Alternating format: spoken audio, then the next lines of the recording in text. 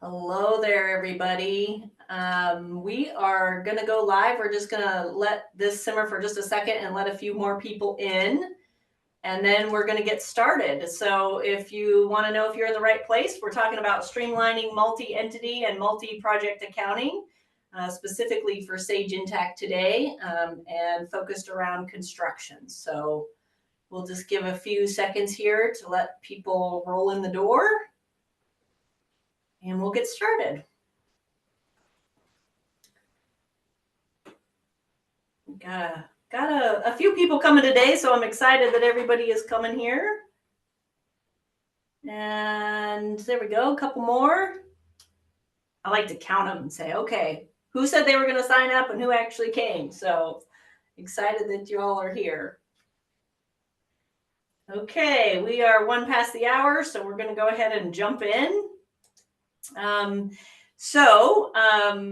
As you can see here, if you have any questions, please use the Q&A chat and we'll make sure to answer those as soon as we can. I do have Dawn Westerberg on the call today, and she's kind of my moderator in the background. Also, for CPE credit, all poll questions must be answered. And then following the webinar, you will receive an email from us containing the slides, recording, and link to survey, and wait for 48 hours to receive that. And then also for the CPE credit, it can take a little bit of time, but you'll probably see some communication go back and forth between us and the CPE credit company. So just letting you know on that. And we'll go ahead and jump into streamlining multi-entity and multi-project accounting in Sage Intacct. So welcome, everyone. We're super happy that you're here. I'm Misty Palick, and I am the presenter for today's presentation. I'm the Construction and Real Estate Practice Lead for LBMC. And these are our learning objectives here today. So first, we're going to look at the real-world challenges that come up with managing financials across multiple entities and complex projects. Things like disconnected systems, duplicate data entry, and time-consuming consolidations. Next, we'll explore how automation can simplify and speed up your processes from intercompany transactions to project billing, giving your team more time to focus on the job, not the paperwork. Then we'll dive into how real-time dashboards and drill-down reporting can provide instant insight into every project, every entity, and every dollar, so you can make faster, more confident decisions. We'll also talk about how Sage Intacct helps streamline compliance and audit prep by keeping everything centralized, secure, and easy to track, with audit trails and controls built right into the system. And finally, we'll wrap up by looking at what makes Sage Intacct a platform that can grow with you, whether you're adding new entities, job sites, or entering new markets without ever outgrowing your system. So first off, I would like to introduce LBMC Technology Solutions, of whom I'm proud to represent. And as you can see, we're more than just a software supplier. We offer comprehensive solutions for your organization's entire IT ecosystem, from IT services, solutions, and support to automation tools that simplify your life, and of course, ERP system implementations. We cover it all, plus our full development department is ready to help you build whatever you need. And that's just our technology division, and there's even more to explore. So we're like a family here, and you'll see that our expertise goes beyond just technology, the division. We also offer services in accounting and finance, human resources, cybersecurity, wealth advisory, and even staffing. So let me tell you why picking the right partner mitigates risk. So let me give you an analogy of involving a roofing company, to be construction specific. A few years ago, an inland hurricane hit my hometown, and everyone needed a new roof because the high winds destroyed our community's roofs. And at the time, it was hard to find a roofing company because there was so much work to be done. We chose a company that did a decent job on our roof, but then went out of business soon after that. And they voided our 30-year warranty because any future work would have to be done by a different company. So the point here is that you want to choose a partner that will be with you for the long haul. We've had many years of experience implementing Sage Intacct, and we follow a tried and true methodology. More importantly, we've been in business for more than 40 years, so you can trust that we'll be here when it's time to replace the roof on your business. And before we jump into this multi-entity fun, let's actually take our first poll question. I know it's early in the game, but we've got lots to cover today. Excellent. Dawn? Yes, let's get to our very first poll question.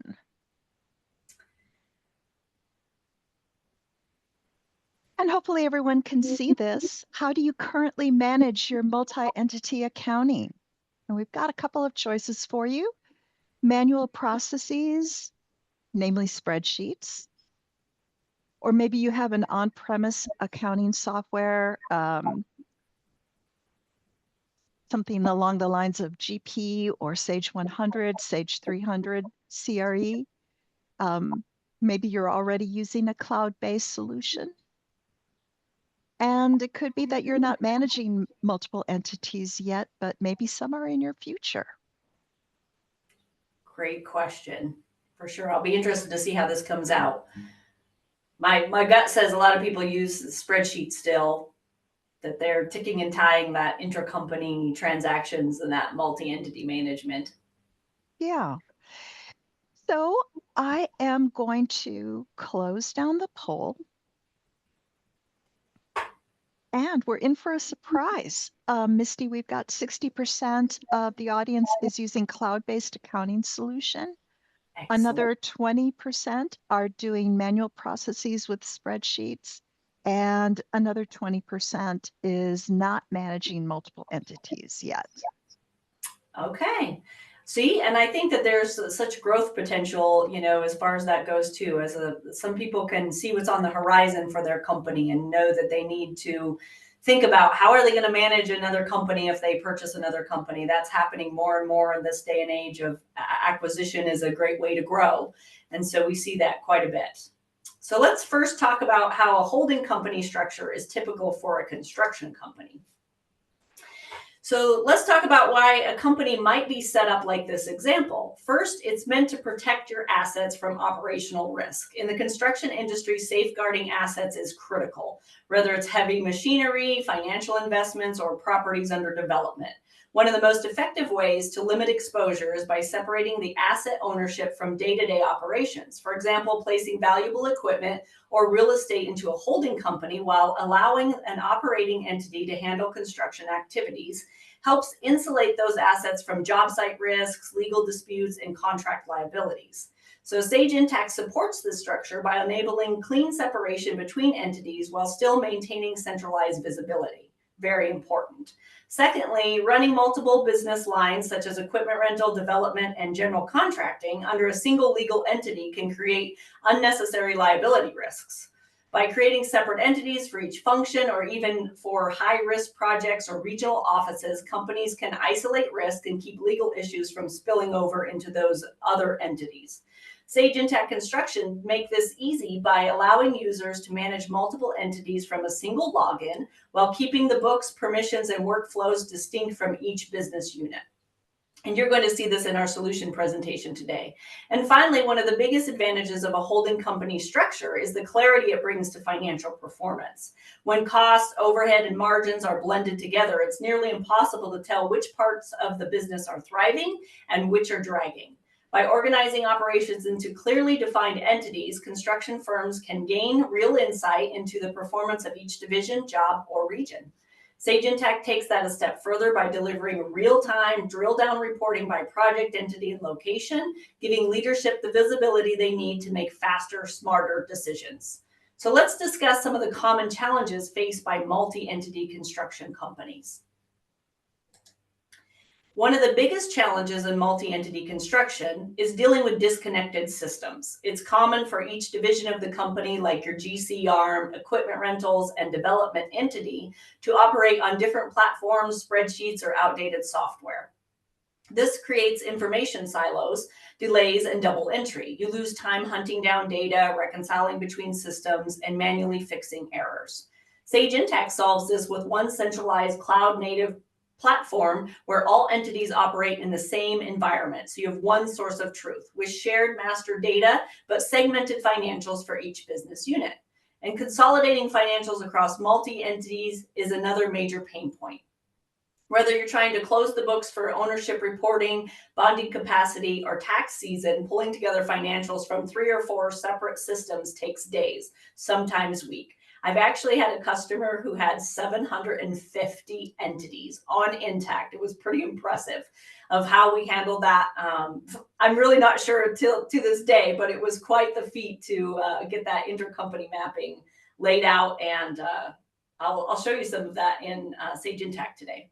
So with Sage Intacct, consolidations happen in real time. You can generate consolidated income statements, balance sheets, and cash flow reports instantly, even if your entities use different currencies or have different physical calendar years. That's pretty cool. Eliminations for intercompany revenue and expenses are handled automatically, so you can close faster and report with confidence. And then there's the complexity of intercompany transactions, which can get very messy very fast. And that was the first poll question, as I was intrigued to see if people were, ticking and tying those on an Excel spreadsheet, because when you have to go into multiple companies to book those transactions, it becomes really messy really fast. So construction firms often deal with intercompany rentals, shared labor, management fees, and even intercompany debt or stock ownership. Sage Intacct tracks and eliminates all of these automatically, and whether it's intercompany revenue for equipment rentals, shared expenses between divisions, or loan balances between entities, the system posts both sides of the transaction and applies elimination rules and maintains a clean audit trail. Also very cool. No manual entries, no confusion, just accurate financials every time. And many of these come right out of the box with Sage Intacct. There's nothing custom that you need to do. It just works. So let's dive into how Sage Intacct Construction can assist with this process seamlessly. So first, it gives you centralized control. Whether you're managing multiple companies, divisions, or job site, everything lives in one system. You can keep their books separate when needed or roll them up for consolidated reporting. Next, intercompany transactions are automated. You don't have to worry about manually posting the dues and the twos from each entity, reconciling inter-entity billings, or handling eliminations. Sage does all of that behind the scenes in real time based on your intercompany mapping, which we're going to talk about today. You also get real-time visibility. Dashboards and reports can be filtered by project, entity, or location, or many other dimensions that we're also going to talk about today, my favorite topic. And so whether you're tracking budget versus actual or analyzing job performance, the information is always current and it's always actionable. On the compliance side, audit controls are built in, so every action leaves a trail. Role-based permissions help enforce separation of duties and reporting for bonding agencies, auditors, and lenders with just a few clicks away. And finally, it's built to scale. So adding a new entity, a division, a job site is very quick and simple.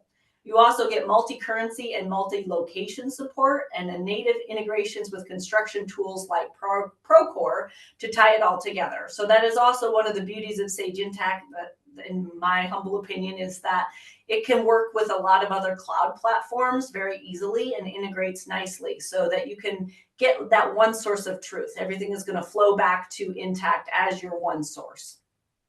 So let's take another poll question and make sure that we don't have any other questions before we move on here.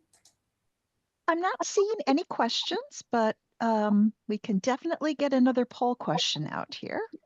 Okay.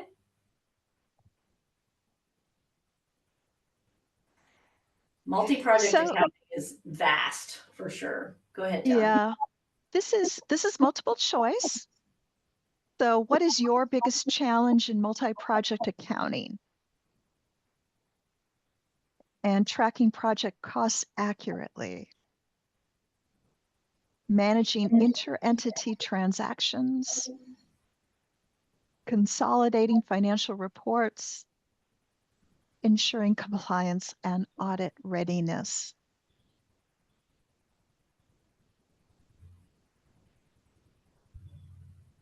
I would imagine, Misty, that the difference between a good year and a bad year is tracking project cost accurately. Well said, Don. Yes, totally agreed. Mm-hmm. All right. I'm going to close down the poll. So if you haven't answered yet, please get your answer in.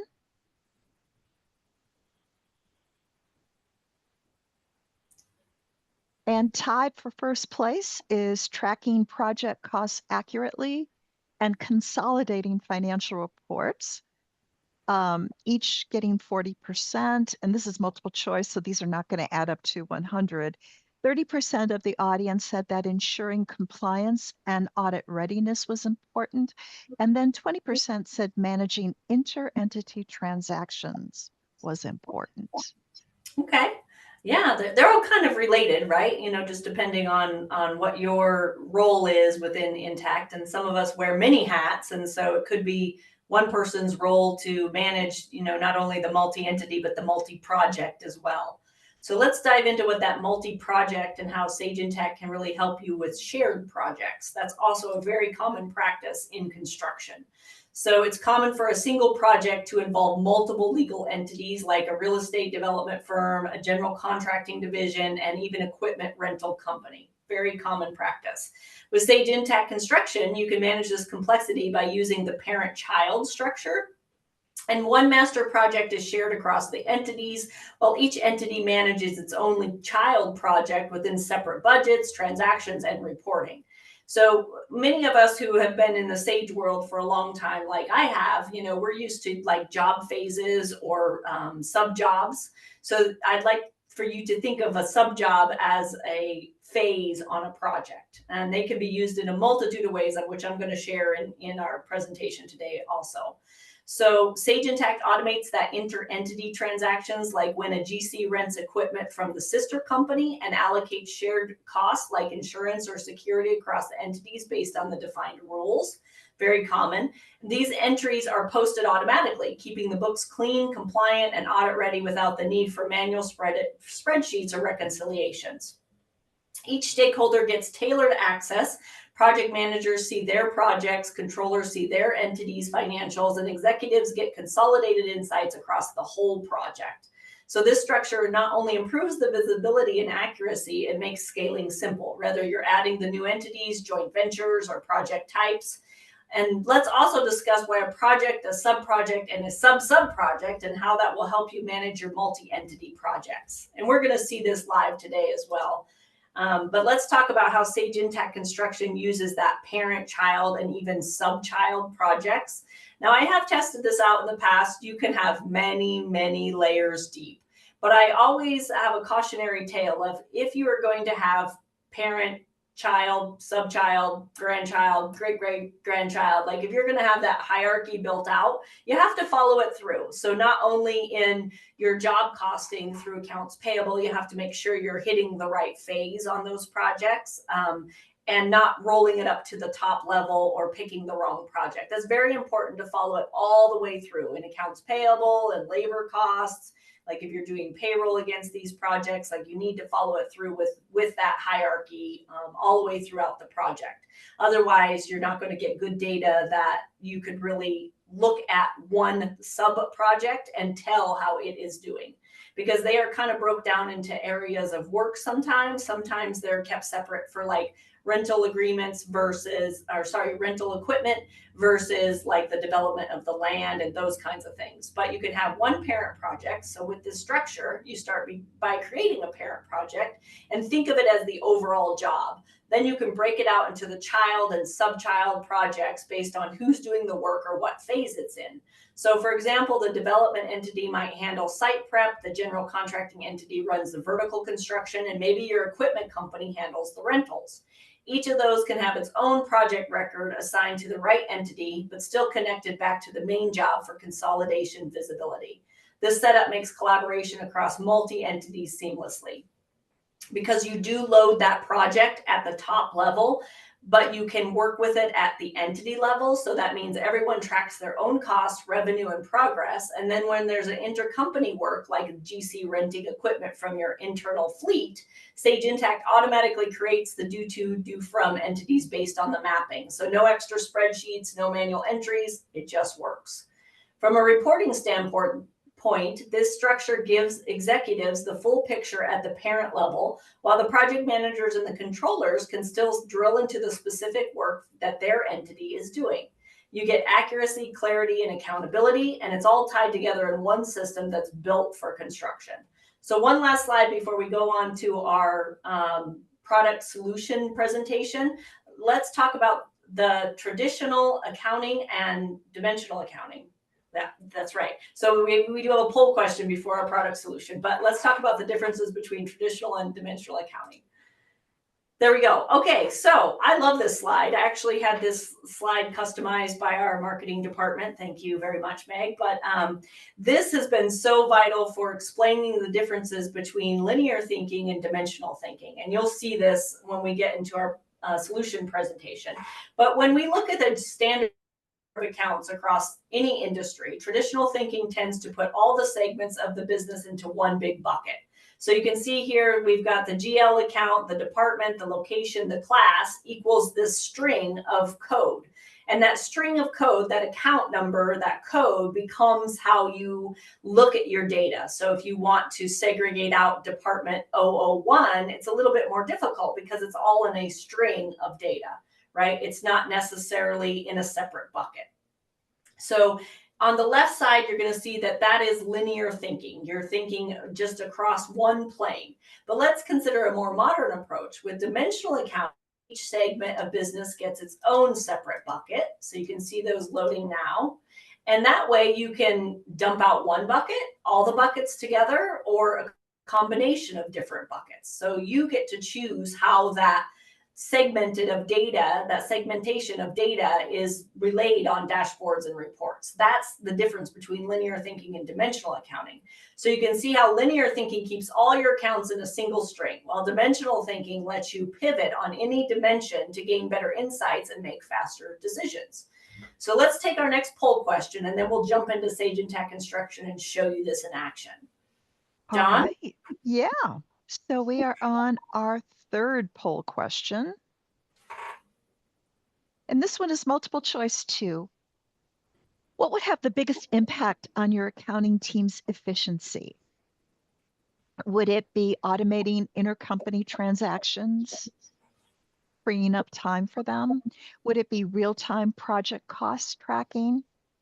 So knowing exactly where things are in real time and accurately? Simplified financial consolidation? Better visibility through dashboards?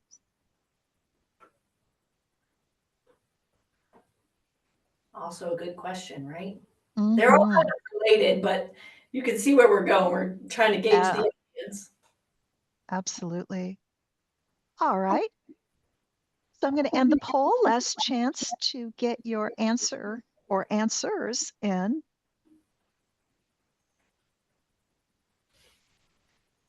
And 60% say that real-time project cost tracking would have the biggest impact, followed by 50% say simplified financial consolidation, followed by 20% better visibility through dashboards, and 10% said automating intercompany transactions. Okay.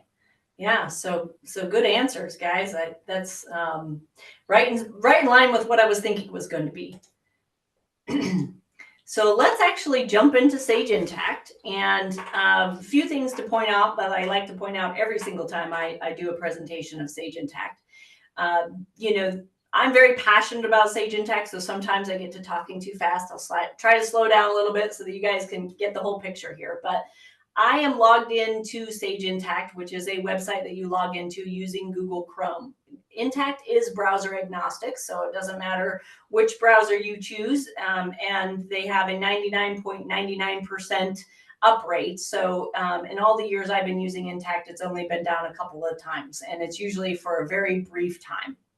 So the advantage of having a true cloud software, right, is that you don't have to perform the software upgrades. We're all on the same software. All of us in the Sage community and the Sage Intacct community, we are on the same version of the software. So you don't have to have those expensive upgrades done anymore because that is prepared by Sage. So we are logged into this environment. We have a couple of environments we're going to look at today. This one happens to be a wholesale distribution environment. We're logged in as Emma, the controller. So Emma has all the security clearance to be able to drill down on things, make transactions, view things that some other folks probably wouldn't have access to. So I'd like to point out that Sage Intacct has what's called enterprise level security. And that means that you are always in control using user roles that get applied to users as to who sees what, when, where, and how. Very important to understand that you are always in control of that data. Now, this is a CFO role-based dashboard. I like to start here because it's very colorful, and obviously I'm colorful. So I love to start here. Now, not everybody would have access to this dashboard. Dashboards can be global, meaning that your whole company can see them, or they can be tailored to just you as a user or a specific group of users. There are some that come canned with the system, but they're also very easy to create. You can drag and drop these KPI cards. You can add a new widget. All of these KPI cards and these beautiful bar charts and pie charts are actually based on content throughout the system. So when we are talking about multi-entity, because that's what we're talking about today, you'll notice we have 3 entities in here. We are operating at the top level, which means we can see all of those entities locations, all of those entities departments, all of those entities jobs, so on and so forth. So we have what's called dimensional accounting in here. If you'll remember from my visual in the PowerPoint, is that this is dimensional thinking. This is not linear thinking. So we have a base account, which is our GL account, but then we have all these great dimensions. And dimensions, you're probably used to them. You just didn't call them dimensions before. So they are things like jobs or projects, cost codes, cost types, vendors, employees, departments, locations, entities. So all of those are considered sub-buckets or sub-ledgers to the general ledger. So you can see here that we have a location filter. So I'm going to demonstrate the first segment of dimensional accounting. So I'm going to click on this admin. And again, I can only do this because I am Emma the controller. You'll notice that this says $2,060.80. If I click on this and I can drill right down to the general journal, this is going to show me a journal entry with our, I call them tags, right? So it's dimensions, but these are also could be considered tags. So we have our base account, we have our location, we have our department, our channel, our project. If we drop the shade, we've got customer, vendor, employee, item, warehouse, asset. When we get to construction, we also have cost code and cost type. So you have lots of options to tag one line of a transaction to those different dimensions, right? And I always stress that, listen, you don't have to tag every single line with all of these dimensions. There is a way to, set it up in the implementation to help you create some of those relationships so that every time you pick this job, it automatically picks a cost of goods sold account or a location or a department. So there's dimensional relationships. So don't get worried about like, oh, I have to code all of these. No, you do not. we can take care of that. And the idea behind Intacct, I really feel, is to automate as much as we possibly can so that we can get our lives back, right? You want to be able to take a vacation without having, feeling the stress of coming back to all these transactions didn't get entered. But if you could automate those transactions to be entered while you're away, then when you return from your lovely vacation, it's not going to be a mess and you're not going to have to do a bunch of data entry to catch up. So back to our dimensional conversation. You can see here we have $2,060. If I choose an actual entity to go look at, and I'll hit apply on my filter, you're going to see all my numbers change. It takes about 10 seconds. The data refreshes in the background every 30 seconds. So what that means is this is real live data. I didn't run a query. I didn't run a report and then add it to a dashboard or print it or email it. You can do all those things, absolutely. But all I did was change the filter location to this one entity that we're looking at. You saw all my numbers update in about 10 seconds. And now these are only relative to whatever filter choice I've made, which is this entity 100. And so now if we click on this admin, you'll notice we only have $1,300 in there. That means it went out into the entire empire, looked at all the locations, the entities, the departments, whatever it was looking for a dimensional silo to pull back anything that is related or tagged to this actual entity. So you can see that, how that power of dimension works really, really well for getting those information silos to you so you can make valuable decisions. That's the other highlight of Sage Intacct, is being able to make decisions faster because you can trust the data. You have one source of truth, not many sources of truth. So again, we can drill down on any of these hyperlinks that come up as far as that goes. We can also keep track of things that are non-monetary, which you're going to see when we get into the construction environment. And those are things like new jobs this month. How many FTEs do we have? We have statistical accounts to be able to keep track of that stuff. So the other place I'm going to run off to real quick here is the report section. And that'll take just a second to come up here. So we'll pause for just a second. Okay, so there are several canned reports that come with the system. Very easy to create new reports. But one of the powers of dimensional accounting is the ability to have many breakdowns of that dimensional data. So one of the things that I like to look at is the profit and loss by location. So if we just looked at this, we could look at groups of locations or anything like that. And this is a standard P&L statement. I am able to drill down because I'm logged in as Emma the controller. But you'll notice that all of my locations and entities are up here at the top.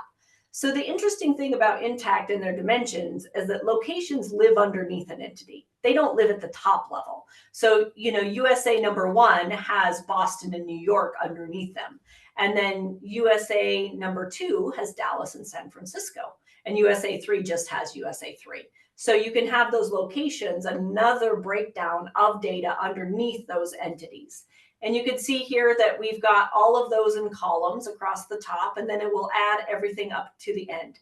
Now, I didn't do anything special for this report to happen. This is a canned report, comes with the system. You can just simply run it, and you can filter it down, like to say, just show me this type of project. Just show me this location, this department, any of those dimensions that we've mentioned.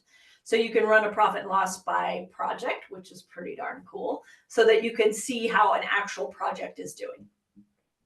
Okay, any questions so far? I just want to make sure that we're covering those out there. No, we haven't had any questions, but Misty, a good reminder, if you do have questions, please use the chat and I'll let Misty know. Awesome. Thank you, Dawn. Okay, let's talk about the star of the show of, when I first came to Intacct, I guess it's been about 5 years ago that I started in Intacct. I had been used to being an accountant in the industry and handling multi-entity. And I came from the Sage 100 contractor world, but I am familiar, obviously, with QuickBooks and several other softwares out there. And you have to create a separate entity, a separate company ID for each one of these instances, and they don't really interact well with each other. So when I got to Intacct, I was blown away about how cool this functionality is. And it works in a couple different ways. So we're going to cover a couple of those today. So what we're looking at today is the inter-entity account mapping. So this tells where to, if these accounts are used, it will automate a journal entry to do the intercompany accounting for you. So if, like you rent a piece of equipment under your rental company, but you need to back charge the development company, this will take care of that journal entry for you. So you don't have to worry about it. You just simply do the transaction and then it posts the journal entry on both sides for you, which is pretty cool.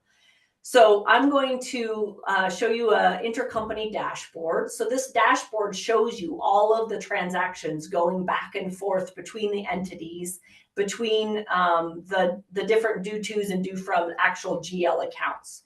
So you can see here just on this simple dashboard, one thing you can see is the bills. So it works in a multitude of ways. And what I mean by that is you can have, there is a consolidation module that you can purchase. It is a little, it is separate from your regular Sage Intacct price.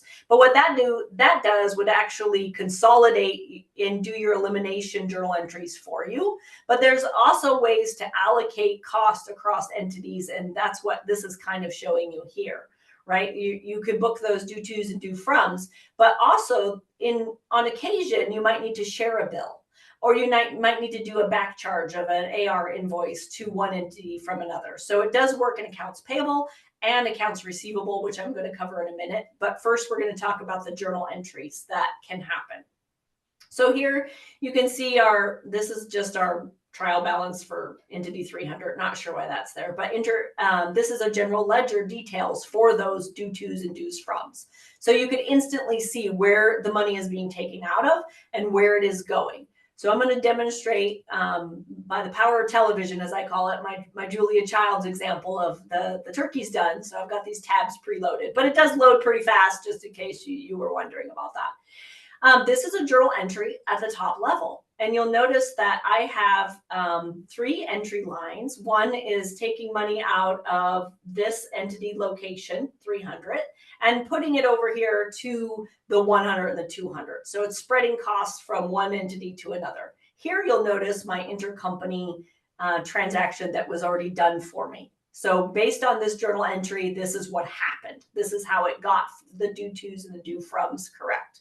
So you can see, we can see all the entities at this top location. But if we drill down into this USA and we look at the same journal entry, it's transaction number 1, you'll notice we only see the $950.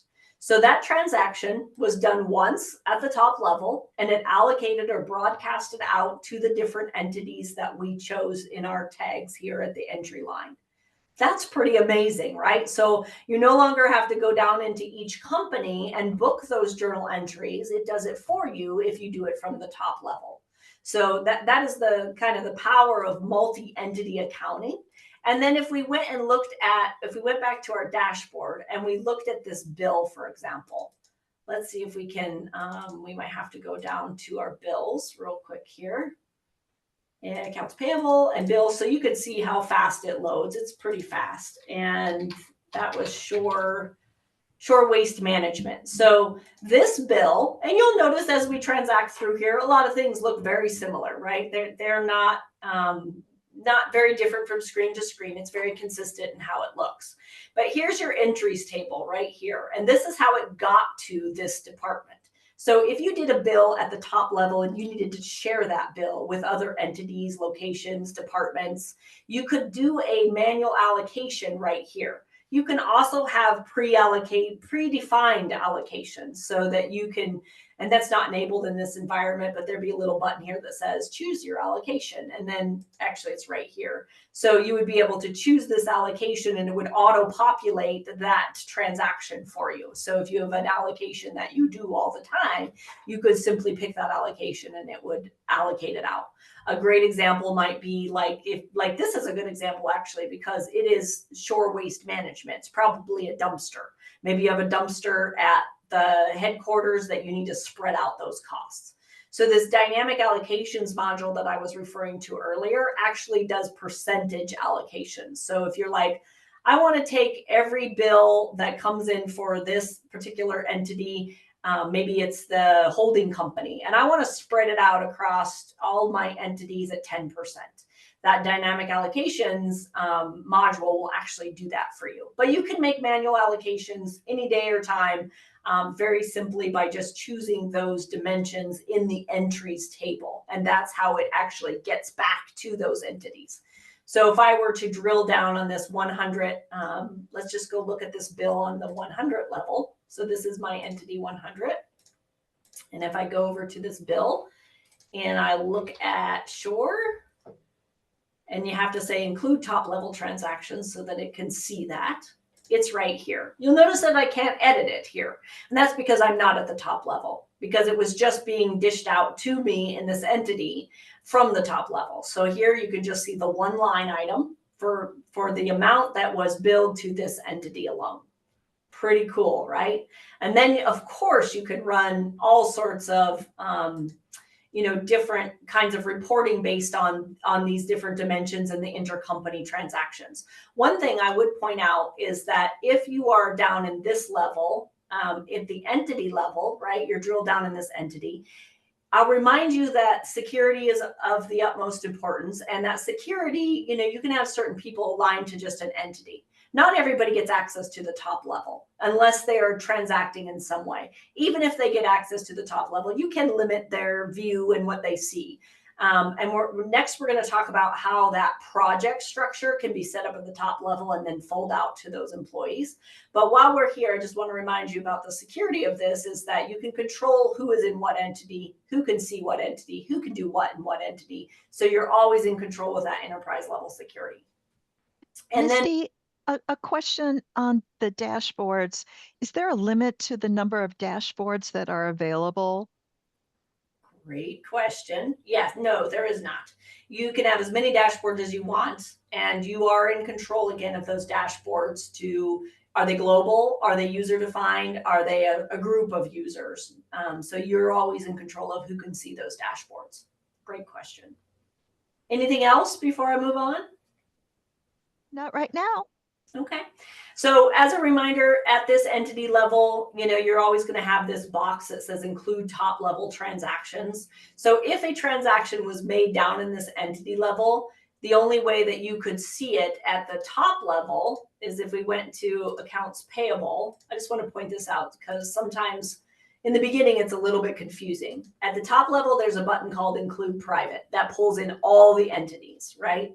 And it will typically tell you, maybe not in this screen, but it will typically tell you where it came from. Oh, right here, entity. So now you can see which entity is doing that. So you can see everything holistically from the top level all the way through all your entities and locations. But then when you're working down in the entity level, you have include top level transactions, and it will only pull in those that are related to this entity. Just wanted to clarify that real quick. Okay. So the intercompany accounting happens really easily in Sage Intacct. And that's the part that blew my mind when I first came to Intacct. I was like, I don't have to book all of those journal entries, or I don't have to, book a portion of an AP bill to one entity and then a portion to another, or a percentage. It will do all of that for you based on your mapping. And that mapping is customized to every single company. It is not a standard across the board. This is how it works. So before I move on real quickly, I'm just going to show you the chart of accounts. The reason I want to show you this is because you'll notice that we hardly have any segments. And that is because the only segments are due tos and due froms. That's because of dimensional accounting. We have subledgers instead of segments. So I just like to point that out and actually Sage will say, this is not your mother's chart of accounts. And I love that. I think it's hilarious. So yeah, for sure. This is a modern system and it's a modern chart of accounts. And so it looks at those buckets differently than the traditional linear thinking and again into the dimensional accounting realm. Okay, let's move on to the projects. So this is a construction environment specifically. Emma is a user here as well. She has all the security clearance. So I'm looking at a project performance dashboard from the top level, right? And this is pretty powerful to see as a company with all my different entities underneath here and locations. I'm able to see holistically at the top level all of my companies together. And here is where the statistical accounts come in. So you have active jobs, new jobs this month, all active jobs. So you can track things that are not monetary. I can also create new ones of these. I can move them around. It's drag and drop technology. Everybody has that function to change their dashboards, but only, super power users, we'll call them, like Emma, she can change it globally, right? So some, project managers, they may never mess with that, and they may only want to see their project manager. So you might have a project manager view up here, just looking at their projects. So this is holistically for all the entities. I love their work in process report or progress report. I think that that's what this should be called, not a project overview. The only difference is, and I really point this out because I absolutely love it, is the ability to have your commitments on your WIP report, which is pretty cool to be able to track that. Now, anywhere there's a hyperlink, obviously I can drill down and see what makes up that content, right? I can also filter this data by project manager. So this is by project manager. This is by job type. These are just dimensions that we have tracked. We have backlog project with current projects and backlog projects. So these are, ones that haven't quite solidified yet. And then before I show you the top level project, I just want to show you the ability of that dimensional accounting again.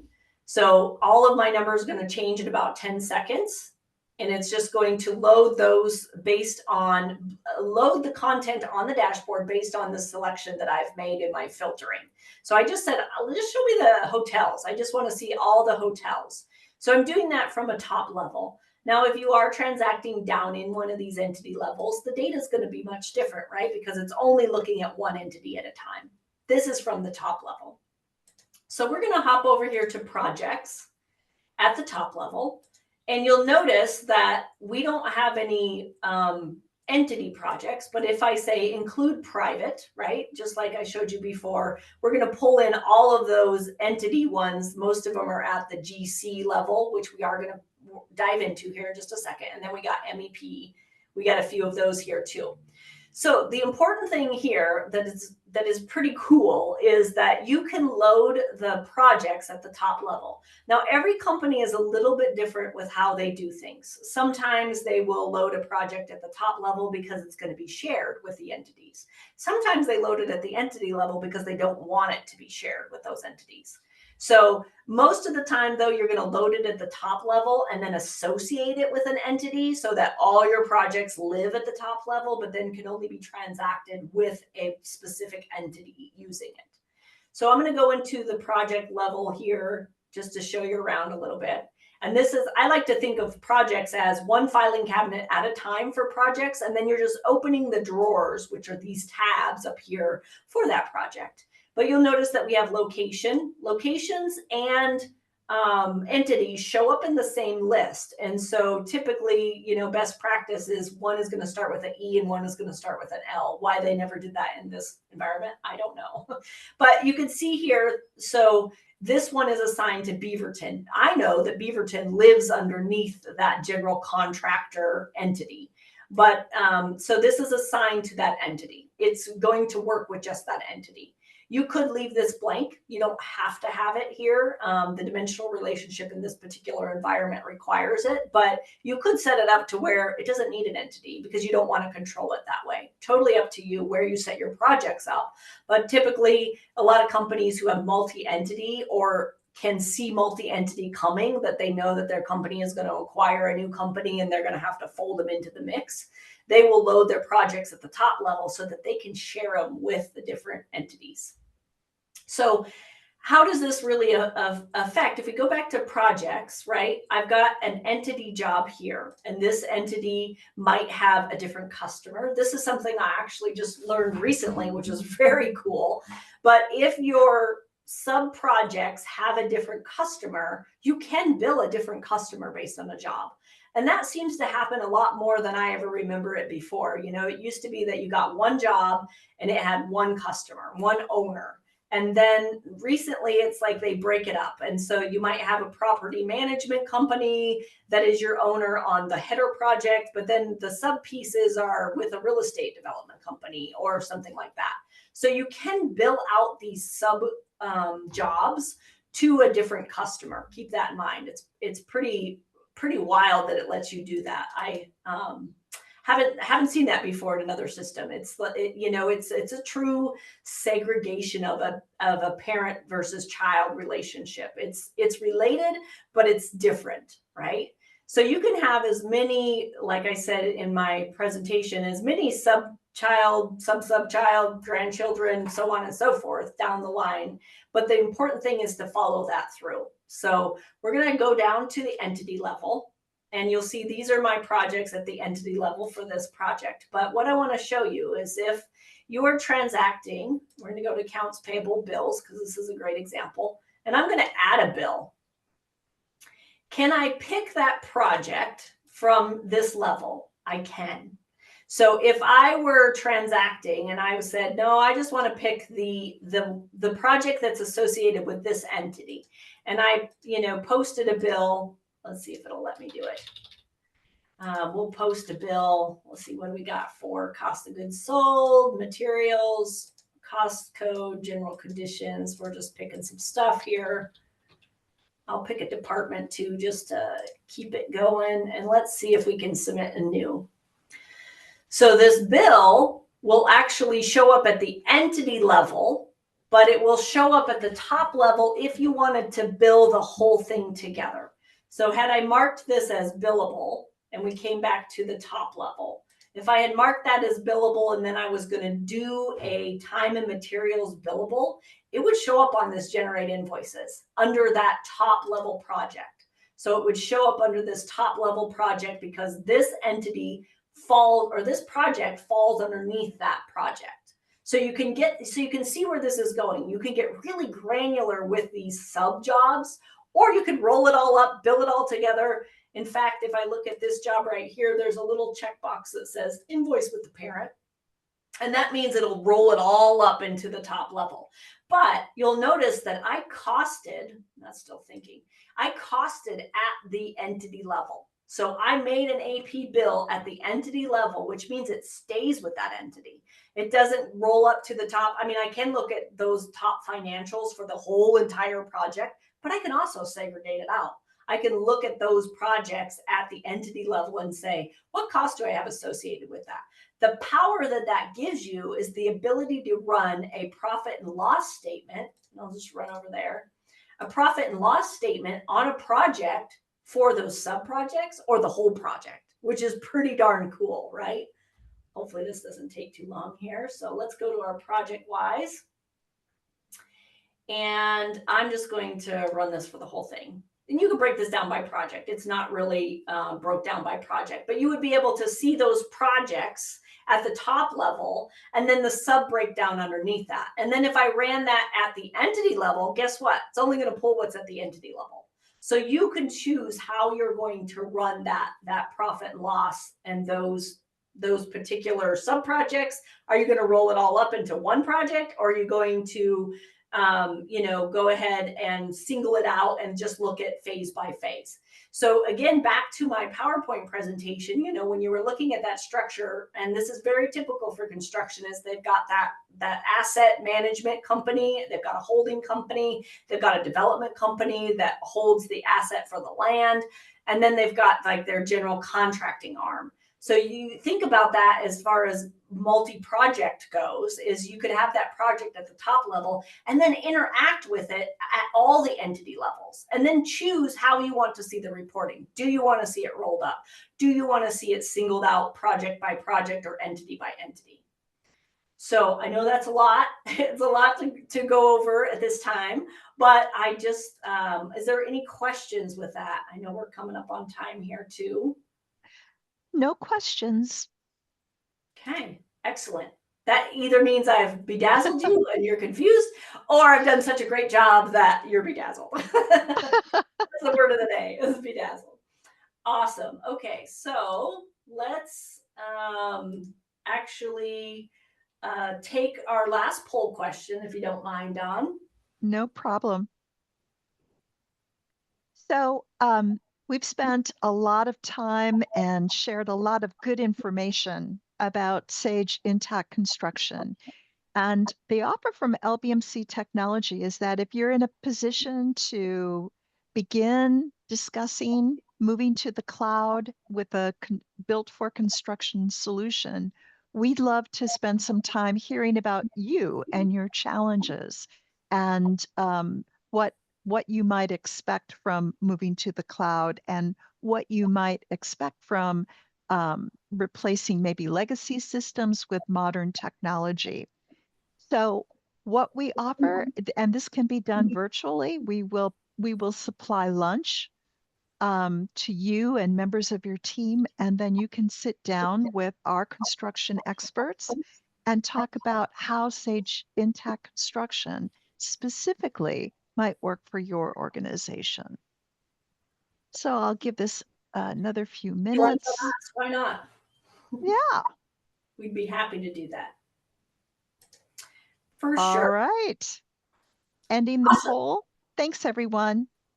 Yep. And then just as a follow-up, if you're ready for transformation, here's my contact information. Here's Eddie Finley, our sales director's contact information. We'd be happy to just have a conversation with you and help you through whatever needs that you might come up with, and we help you discover. So we're here for you. Happy to connect. Awesome. That's all I got today. Yay. Wonderful. Last call for questions. All right. Very quiet group. Misty, thank you so much for presenting on multi-entity and multi-projects. We really appreciate it. Great content today. And to all who attended, thank you for spending your lunch hour with us. We appreciate it, and we hope that you found this of value. And we look forward to seeing you at another LBMC Tech event. Thanks, everyone. Awesome. Thanks, everyone. Take care.